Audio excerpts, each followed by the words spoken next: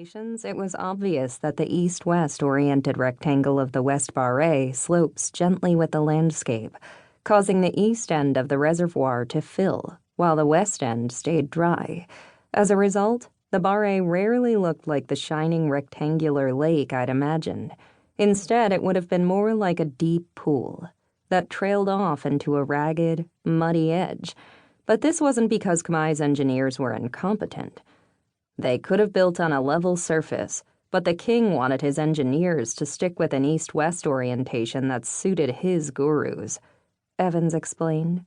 The Khmer believed that grand structures like the king's reservoir should be oriented along the same trajectory that the sun and stars took across the sky. Put another way, King Suryavarman I cared more about auspicious astrological signs than good hydroengineering. This reservoir was an ancient boondoggle. Over the long term, the West Barre became a template for Angkorian city planning, leaving its swelling population with faulty water storage during turbulent periods of climate crisis. If you substitute the word politics for astrology, Evans' observation could have been made about the design of any number of cities over the past 1,000 years. City leaders pour resources into beautiful spectacles for political reasons, rather than providing good roads, functioning sewers, relatively safe marketplaces, and other basic amenities of urban life. As a result, cities may look awe-inspiring, but aren't particularly resilient against disasters like storm floods and drought. And the more a city suffers from the onslaughts of nature, the more contentious its political situation becomes. Then it's even harder to repair shattered dams and homes. This vicious cycle has haunted cities for as long as they've existed. Sometimes the cycle ends with urban revitalization, but often it ends in death. At Angkor's height in the 10th and 11th centuries, its kings controlled thousands of workers. These were the people who built the city's palaces, temples, roads, and ill-conceived canals. Though most of this construction was intended to glorify the Khmer kings, it also helped ordinary inhabitants thrive as farmers even during the dry season.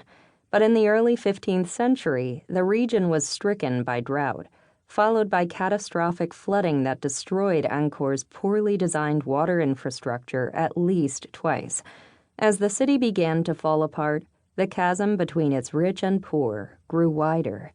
Within decades, the Khmer royal family moved their residence from Angkor to the coastal city of Phnom Penh.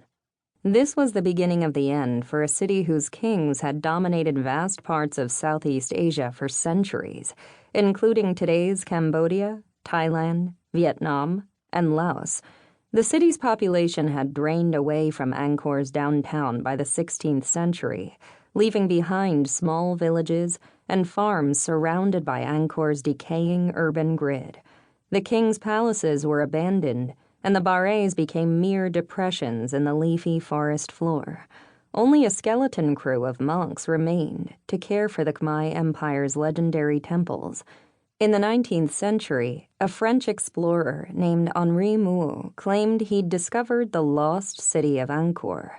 Though other European visitors of the period acknowledged that monks still lived in the Angkor Wat temple enclosure, Mouhot wrote a popular travelogue that suggested he was the first to stumble upon a lost civilization. No human had seen it in centuries, he claimed, and it was full of picturesque wonders to rival those of ancient Egypt. It was an easy myth to perpetuate. Westerners hungry for adventure stories were eager to believe Mouhot when they saw pictures of the city's dramatically collapsing temples, the stones in their walls forced apart by bulging tree roots. From the beginning, Angkor's status as a lost city was manufactured by the media, despite all evidence to the contrary. The lost city is a recurring trope in Western fantasies, suggesting glamorous, undiscovered worlds where Aquaman hangs out with giant seahorses. But it's not just a love of escapist stories that make us want to believe in lost cities. We live in an era when most of the world's population lives in cities, facing seemingly unsolvable problems like climate crisis and poverty.